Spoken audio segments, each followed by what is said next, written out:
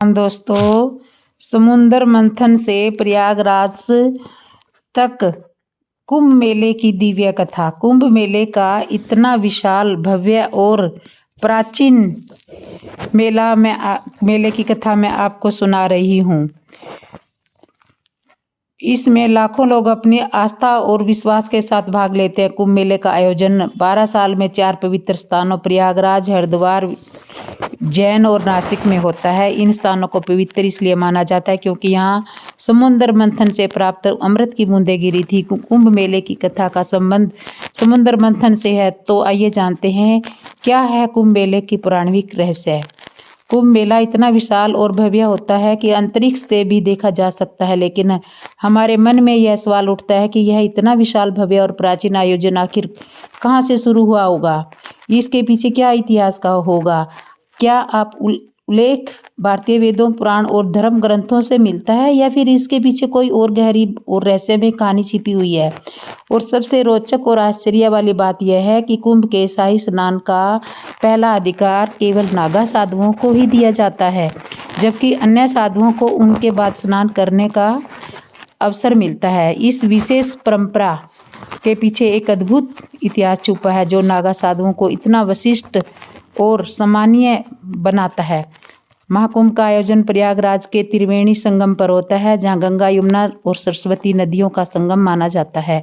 लेकिन यहाँ केवल गंगा और यमुना ही दिखाई देती है। आखिर सरस्वती क्यों नहीं दिखाई देती? तो क्या कलयुग में सरस्वती नदी अदृश्य हो गई? यह केवल एक धार्मिक मान्यता है, या इसके पीछे कोई और गहरा धार्मिक रहस्य या वैज्ञानिक रहस्य छिपा हुआ है?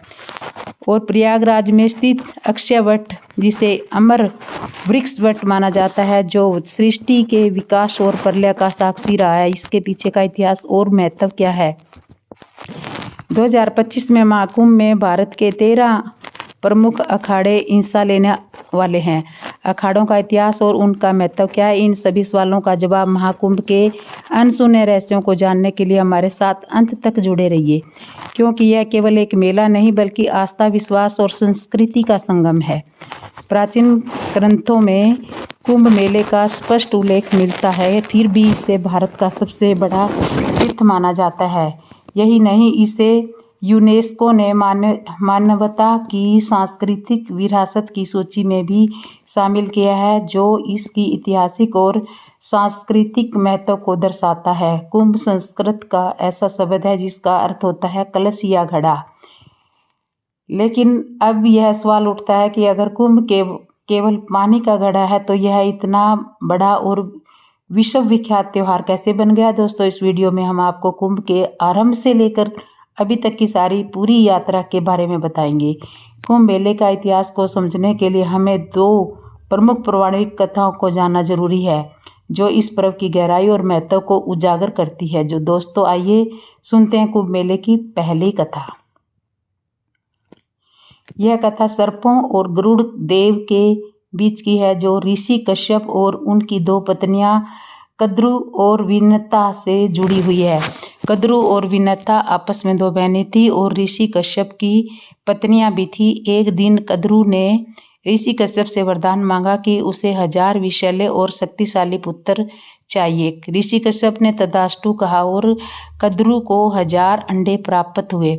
यह देखकर विनता ने भी वरदान मांगा कि भले ही उसके पुत्र कम हो, लेकिन वे कद्रु के पुत्रों से अधिक शक्तिशाली हो। ऋषि कश्यप ने उन्हें भी तथास्तु कहा और विनता को 2 बड़े अंडे प्राप्त हुए। उस समय बीतने के साथ साथ कद्रु के 1000 अंडे फूट गए और उनमें से सांप उत्पन्न हो गए।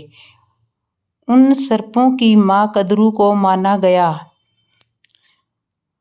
दूसरी को विनता के अंडे नहीं फूट रहे थे और उत्सुकता में उसने एक अंडा समय से पहले ही फोड़ दिया। उसमें से एक अधूरा जीव उत्पन्न हुआ, जिसका शरीर कमर एक ही विकसित हुआ था। यह जीव गुस्से में बोला, माँ, आपने मेरे साथ यह अन्याय किया है, लेकिन कृपया आप दूसरे अंडों के साथ ऐसा मत कीजिएगा। यह जीव उड़ गया और उसका नाम अरुण रखा गया। आगे चलकर यह सूर्यदेव का सारथी बना। एक दिन कद्रु और विनता ने सूर्यदेव के सफेद घोड़े को देखकर शर्त लगाई। विनता ने कहा कि यह घोड़ा पूरी तरह से सफेद है, जबकि कद्रु ने कहा कि यह कहा कि इसकी पूंछ काली है। यह शर्त उनकी प्रतिष्ठा पर आ गई और तय हुआ कि जो भी हारेगा उसे दासी बनना पड़ेगा। कद्रू ने अपनी नागपुत्रों से कहा कि वे सूक्ष्म रूप धारण करके घोड़े की पूंछ से चिपक जाएं ताकि यह काली दिखाई देने लगे। नागों ने ऐसा ही किया और कद्रू शर्त जीत गई। विनेता को हार मानकर दासी बनना पड़ा। कुछ समय बाद विनेता के दूसरे अंडे से एक शक्तिशाली जीव निकला जिसका चेहरा गरुड़ पक्षी की जैसा था और शरीर मनुष्य जैसा। उसका नाम गरुड़ रखा गया। जब गरुड़ ने देखा कि उसकी माँ विनेता, कद्रू और उसके 1000 सर्प पुत्रों की दासी बन चुकी है तो उसने अपनी माँ को मुक्त कराने का संकल्प लिया। गरुड़ ने सर्पों से विनेता को मुक्त कराने का उपाय पूछा तो सर्पों ने कहा, अगर तुम बैकुंठ से अमृत कलश लाकर हमें दे दो तो हम तुम्हारी माँ को मुक्त कर देंगे। गरुड़ ने यह शर्त मान ली। बैकुंठ धाम पहुंचकर गरुड़ ने अमृत कलश प्राप्त किया। देवताओं ने उन्हें रोकने की कोशिश की लेकिन गरुड़ अपनी अद्वितीय शक्ति के साथ बलपूर्वक सफल रहे। विष्णु जी ने गरुड़ को रोका और उनसे पूछा, तुम इस कलश को क्यों ले जा रहे हो जबकि इसे खुद ग्रहण नहीं कर रहे। गरुड़ ने अपनी माँ को मुक्त कराने की व्यथा सुनाई। विष्णु जी ने गरुड़ से कहा, अगर मैं तुम्हें यह कलश ले जाने दूं तो तुम हमेशा के लिए मेरे वाहन बनोगे। गरुड़ ने इस शर्त को स्वीकार कर लिया। गरुड़ ने अमृत कलश सर्पों के पास पहुंचाया लेकिन विष्णु जी ने अपनी मायावी शक्ति से अमृत कलश को वहां से गायब कर दिया। गरुड़ ने अपनी माँ को दास्ता से मुक्त कराया। इस यात्रा के दौरान गरुड़ पर इंद्र ने कई बार हमला किया लेकिन वे असफल रहे। अमृत कलश से अमृत की कुछ बूंदें हरिद्वार, प्रयागराज, उज्जैन और नासिक पर गिरी। यही कारण है कि इन 4 पवित्र स्थानों पर कुंभ मेले का आयोजन होता है। महाकुंभ से जुड़ी सबसे लोकप्रिय दूसरी कथा मैं सुना रही हूँ आपको समुद्र मंथन की, जिसे देवताओं और असुरों के बीच हुआ एक महान प्रयास माना जाता है। विष्णु पुराण के अनुसार एक बार दुर्वासा ऋषि ने एक दिव्य माला बनाई और इसे देवराज इंद्र को भेंट किया लेकिन इंद्र इतने अहंकार में डूब गए थे और उन्होंने उस माला को अपने ऐरावत हाथी के मस्तक पर रख दिया। ऐरावत हाथी ने वह माला जमीन पर गिरा दी और उसने पैरों से कुचल डाला। महर्षि दुर्वासा ने इसे अपना अपमान माना और क्रोधित होकर इंद्र को श्राप दे दिया कि उसका वैभव नष्ट हो जाएगा और सभी देवता अपनी शक्तियों को खो देंगे। इस श्राप के कारण देवता कमजोर हो गए और असुरों से पराजित हो गए। अपने वैभव और शक्तियों को पुनः प्राप्त करने के लिए ब्रह्मा ने देवताओं को सुझाव दिया कि वे असुरों के साथ मिलकर समुद्र मंथन करें। इस मंथन से अमृत निकलेगा जिसे ग्रहण करके वे अमर हो जाएंगे। यह बात जब देवताओं ने असुरों के राजा बलि को बताई तो वे भी समुद्र मंथन के लिए तैयार हो गए।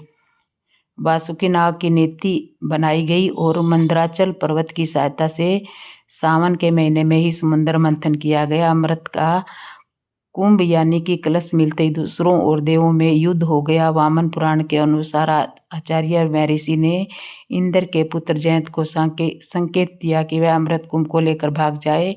दैत्य अमृत कुंभ के लिए उसका पीछा 12 दिन तक करते रहे जो कि 12 वर्षों के बराबर था, क्योंकि इस समय पृथ्वी का एक दिन एक वर्ष के समान होता था, इस एक दिन के बराबर होता था। अमृत युद्ध के समय अमृत कुंभ से त्रिलोक के 12 स्थानों पर अमृत की बूंदें गिरी। से 8 स्थान देवलोक में और 4 स्थान पृथ्वीलोक पर थे। हरिद्वार, प्रयागराज, उज्जैन और नासिक यही है पवित्र स्थान जहां अमृत की बूंदों के कारण कुंभ मेले का आयोजन किया जाता है। लेकिन कहानी का सबसे महत्वपूर्ण हिस्सा जिसे जानना आपके लिए बेहद जरूरी है। अभिभाग्य श्रीमद् भागवत के अनुसार कुंभ का जो विवरण है उसके अनुसार सागर से समुद्र मंथन से 14 रत्न निकले थे जिनमें सबसे पहले हलाहल या कालकूट विष निकला था। इस विष की ज्वाला इतनी तीव्र थी कि सभी देवता दानव इससे जलने लगे थे। तब भगवान शिव ने देवता दानव और समस्त सृष्टि की रक्षा के लिए विष को खुद पी लिया था।